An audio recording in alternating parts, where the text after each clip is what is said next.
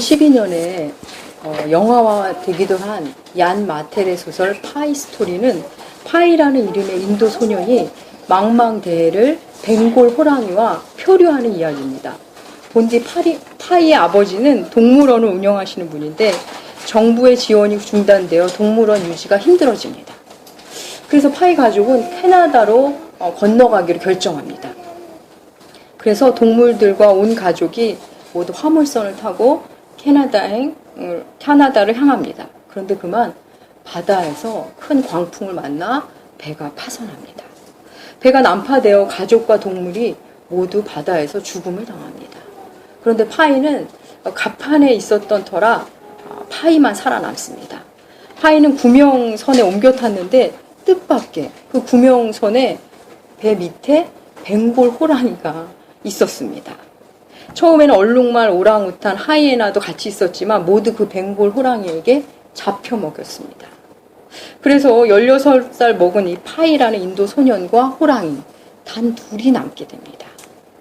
파이에게 주어진 상황은 그야말로 진퇴양난입니다.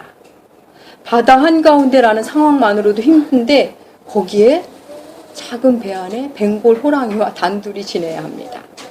둘 다 피하고 싶은, 그러나 둘 다 피할 수 없는 상황에 처해져 있습니다. 그럼 바다를 배경으로 한 재난 영화는 수없이 많습니다.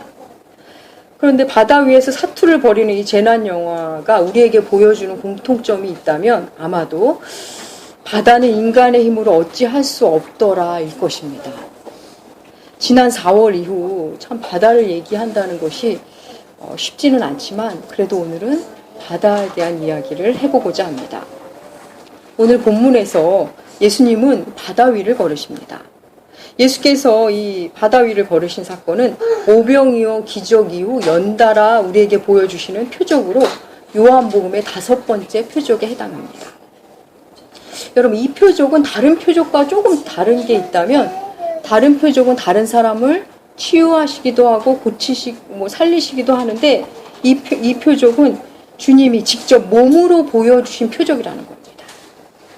그럼 우리 이 본문을 살펴보기에 앞서 요한복음의 기록 목적을 다시 한번 보고 본문으로 들어가겠습니다. 우리 주보에 요한복음 20장 30절에서 31절 우리 함께 읽으시겠습니다.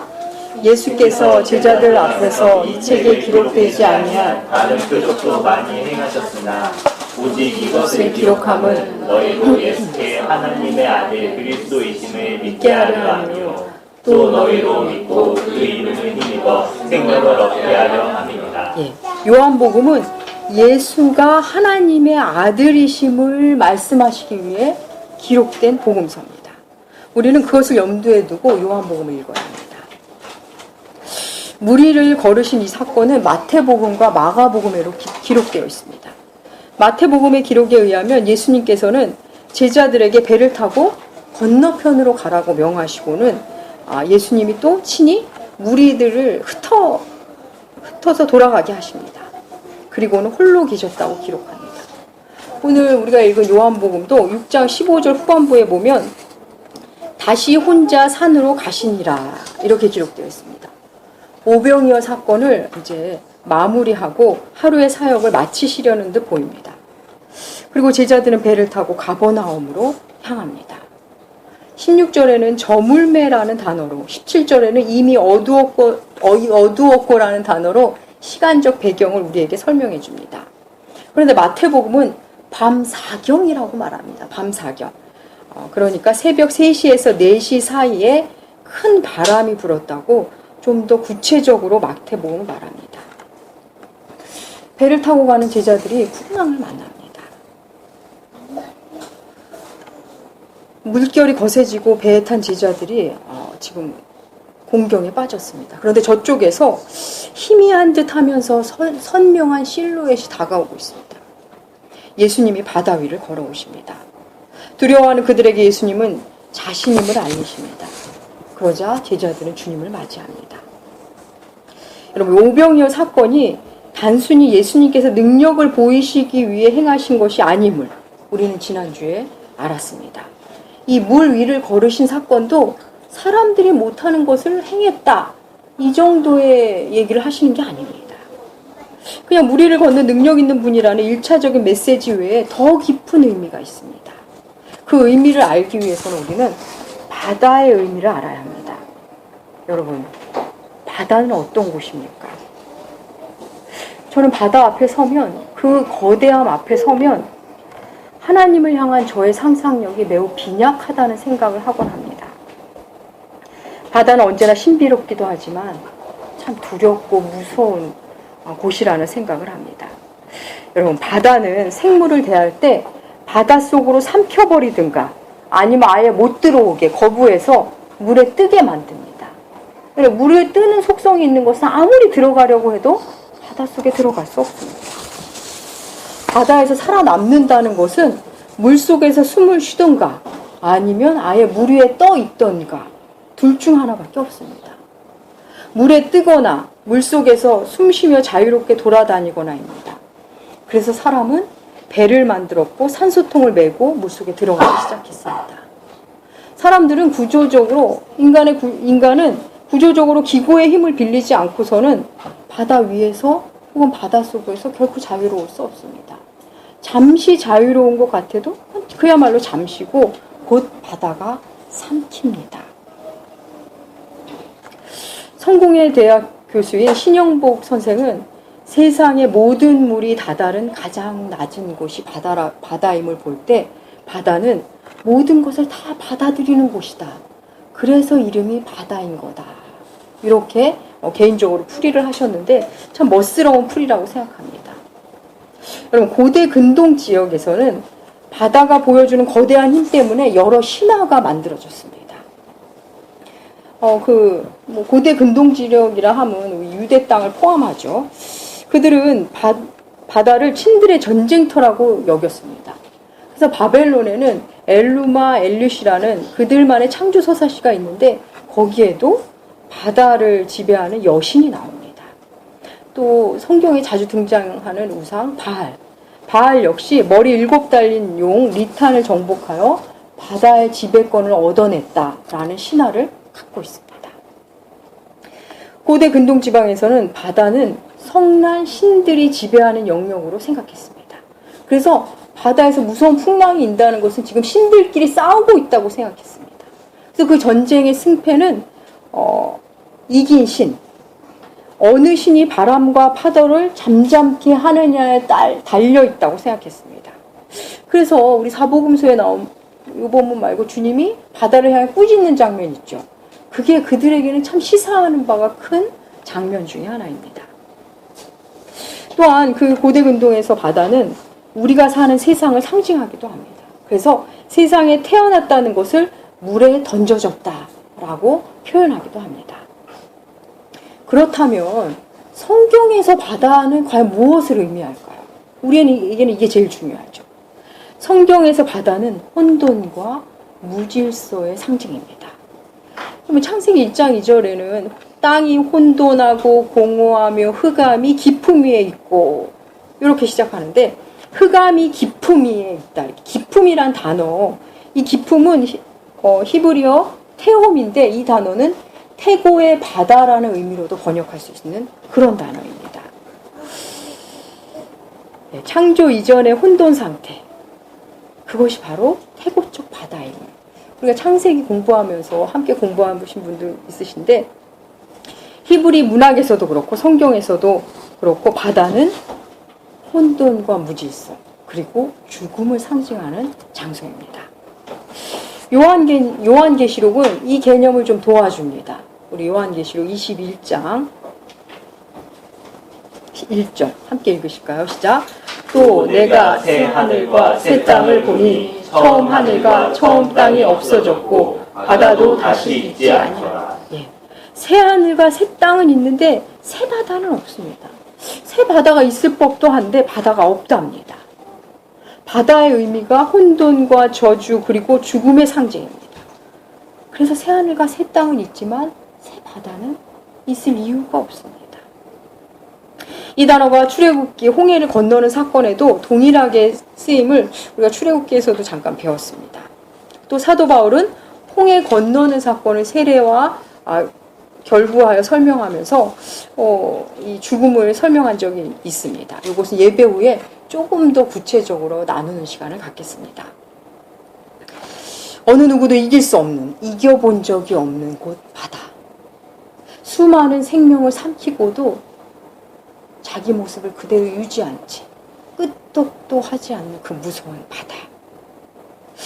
바다는 사람을 봐주는 법이 없습니다. 우리의 상황을 봐주지 않습니다. 바다는 죽음으로 상징되기에 충분한 곳입니다. 세상에서 죽음을 이긴 자가 없습니다. 바다를 이긴 자도 없습니다.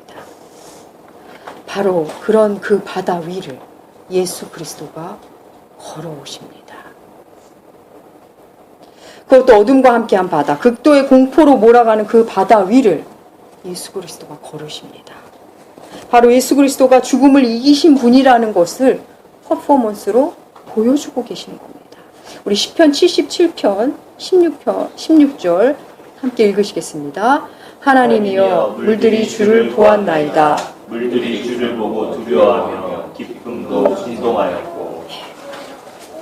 성경에서 바다는 죽음을 상징하는 동시에 세상은 진리가 아닌 비진리의 세계를 상징합니다. 우리가 어찌할 수 없는 것들을 모두 합을 모여둔 것이 바로 죽음이며 오늘 본문의 바다로 상징됩니다.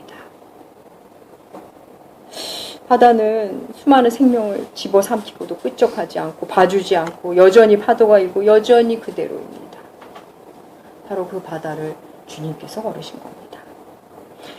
그럼 이번에는 이 사건을 대하는 제자들의 모습을 살펴보겠습니다. 제자들은 지금 방금 전에 무슨 사건이 있었죠? 오병이어의 사건이 있었습니다. 그 오병이어의 사건의 흥분이 채 가시기도 전입니다. 그 기쁨과 충만함의 배를 타고 바다를 건너 가버나움으로 가려는 겁니다. 그런 중에 바람을 만났습니다. 큰 바람을 만나자 제자들은 열심히 노를 저 12월이쯤, 그러니까 4km에서 5km 정도를 전진합니다. 그들 중에는 갈릴리 바다에서 잔뼈가 굵은 어부들도 있었습니다. 그들이 어부라고 해서 능숙하다고 해서 파도가 일지 않는 것은 아닙니다. 조금 전 표적을 보고 기쁨이 충만하다고 해서 바다가 협조하는 것도 아닙니다. 바다는 우리 마음 같지 않습니다. 파도는 노련한 자에게든 미숙한 자에게든 똑같이 파도는 옵니다.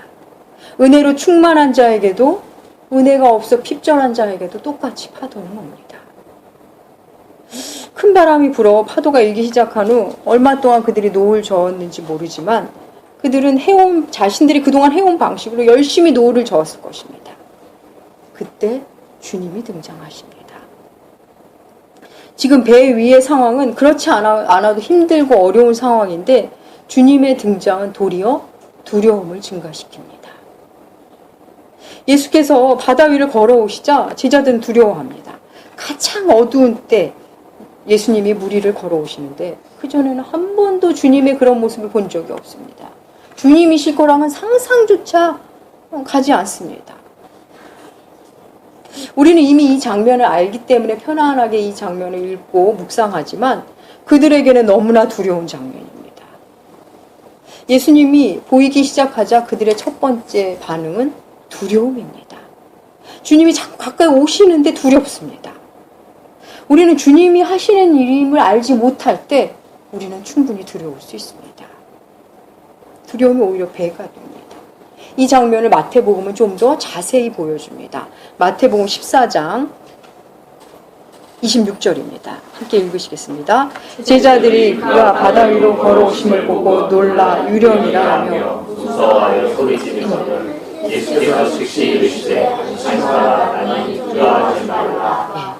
예수님을 보고 예수님을 향하여 유령이라며 소리 지릅니다. 그들의 두려움은 주님께서 내니 두려워하지 말라라는 말씀을 하시기까지 계속됩니다. 우리는 주님이 하시는 일인지 모를 때 두려움이 배가 됩니다. 도대체 왜 내게는 이런 풍랑이 있는 걸까? 이상한 존재가 왜 내게 자꾸 다가오는 걸까? 이상한 사건이 왜 오는 걸까? 두렵습니다. 분명히 나는 예수님을 믿는데, 예수님을 아는데 어두운 바닷가에 던져져 있는 것 같습니다. 풍랑을 벗어나라고 열심히 노를 졌습니다. 그동안의 지식, 경험, 용기, 힘을 다해 열심히 사는데 풍랑은 여전하고 어둠도 여전합니다. 그렇게 우리는 나아갑니다. 아무리 열심히 성실히 바른 방향으로 가도 예수를 만나지 못하면, 예수를 예수로 보지 못하면 우리의 수고는 허사가 됩니다. 사람들은 멀찍이 계시는 주님만 보고 있는 사람들도 참 많습니다. 실체를 모르는 채. 교회는 다니고는 있는데 주님이 가까이 계시는 것 같기는 한데 그냥 두려움에 쌓여 사는 모습들. 예수님 주변을 돌고 있는데 우리가 배웠던 대로 베데스다 연못가를 매일 나가고는 있는데 삶이 달라지지 않습니다. 도대체 내 순서가 오지 않습니다. 예수님의 실체를 아직 못 만납니다. 바다는 여전히 내게 풍랑을 줍니다. 그러자 주님은 본문 20절, 바로 이 20절을 만나야 합니다. 내니 두려워하지 말라. 내니 두려워하지 말라. 이 본문은 헬라어로 에고에임이라고 말합니다. 이건 좀 기억하시면 좋을 것 같습니다. 영어로는 I am who I am. 어디서 들어본 것 같지 않습니까? 출애굽기. 모세가 여호와 하나님을 만났을 때 하나님께서 자신을 말씀하셨을 때 하던 말을 예수님이 하고 계시는 겁니다. 나는 나다. 출애굽기에서 그렇게 말씀하셨던 하나님. 그 말씀을 예수가 하십니다. 예수님께서 하나님이심을, 하나님의 아들이심을 보여주는 말씀입니다. 두려워하지 말라. 이 역시 구약의 하나님이 아브라함, 이삭, 야곱에게 누누이 하시던 말씀입니다. 두려워하지 말라. 내니 두려워하지 말라. 여러분, 다른 설명을 하지 않으십니다. 그저 당신이 주님이심을 밝히십니다. 마치 난데 뭐가 걱정이니, 나와 함께 있는데 뭐가 두려우니, 이렇게 말씀하시는 것 같습니다. 그렇습니다. 우리 신앙의 궁극은 바로 이 임마누엘의 신앙, 나와 함께 하시는 주님을, 우리와 함께 하시는 주님을 믿는 그 신앙이면 됩니다. 예수님은 지금 죄인들을 구원하시는 구원자로서 제자들에게 오셔서 바다를 걸으시고 그분의 백성을 구원하고 계시는 겁니다. 예수님을 본 제자들은 주저하지 않고 주님을 배 위로 영접합니다. 우리 21절 함께 읽어볼까요? 21절 읽으시겠습니다. 이에 기뻐하고 배로 영접하니 배는 곧 그들이 가려던 땅에 이르렀더라. 근데 여러분 좀 특이하지 않습니까? 이 상황에서 영접이라는 단어를 씁니다. 영접.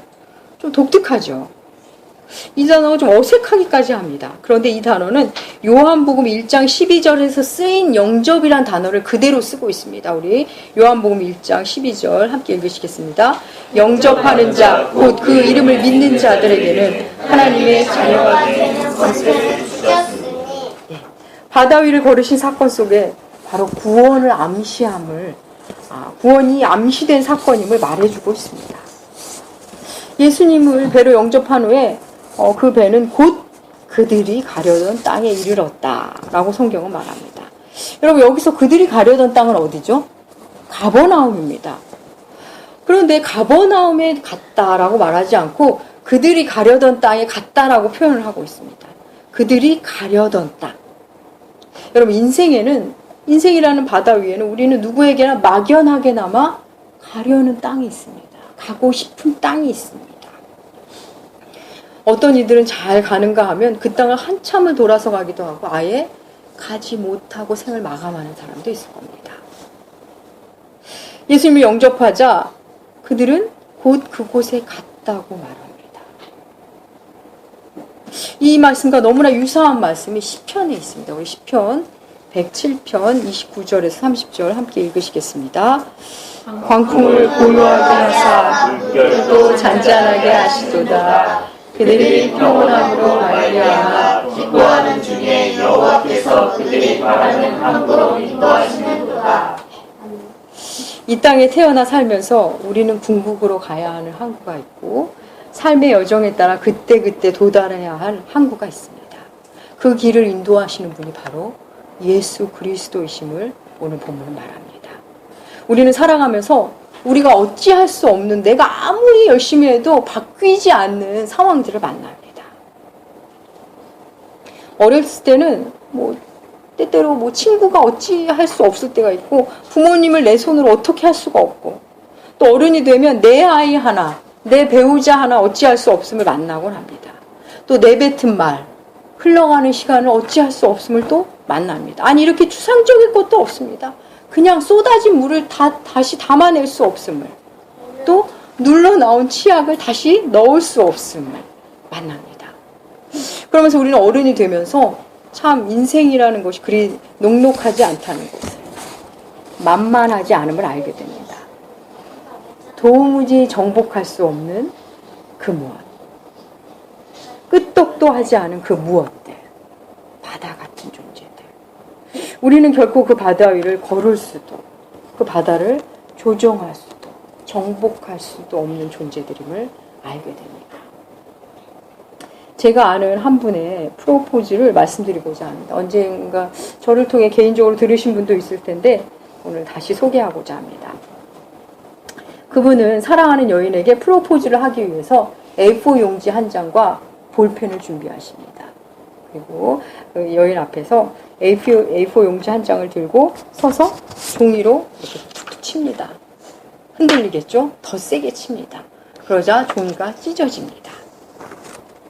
그리고는 그 다음에 다른 A4 용지를 들고 이번에는 벽에다 A4 용지를 딱 대고 바짝 대고 볼펜으로 칩니다.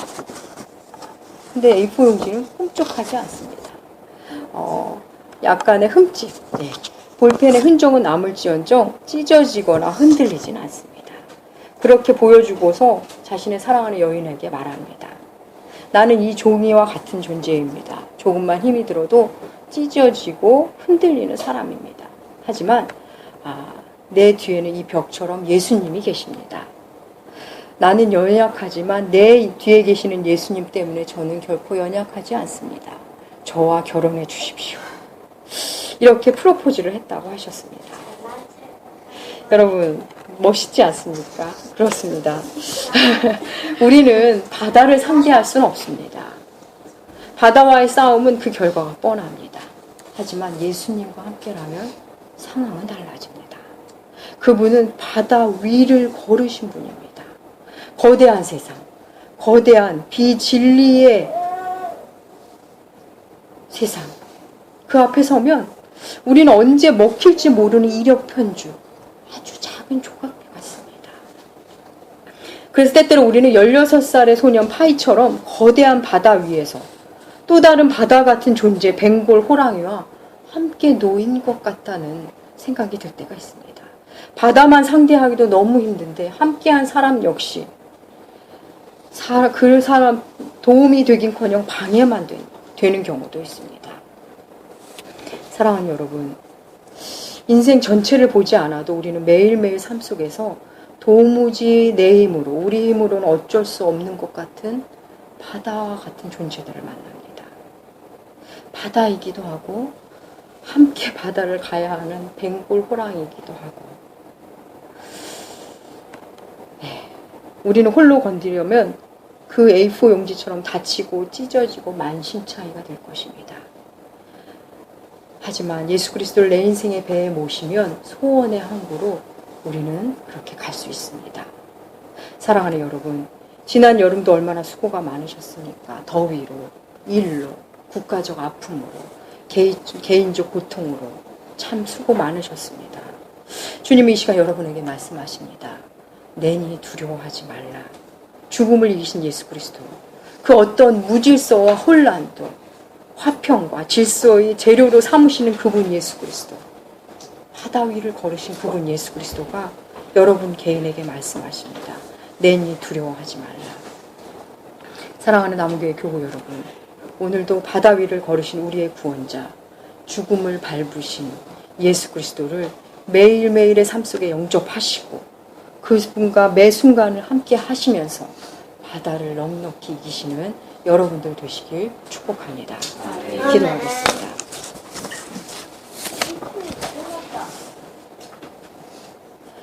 하나님 아버지, 거대한 사망의 바다, 거대한 비진리의 물결 속에서 우리는 하루하루 살아갑니다. 우리로서는 도무지 어찌할 수 없는 그 바다를 거르신 하나님의 아들 예수 그리스도 오직 주님만 붙들고 살게 하여 주시옵소서. 바다가 주는 두려움을 임마누엘의 신앙으로 이기게 하시고 오직 예수 그리스도와 함께함으로 승리하는 우리들 되게 하여 주시옵소서. 존귀하신 예수님의 이름으로 기도합니다. 아멘.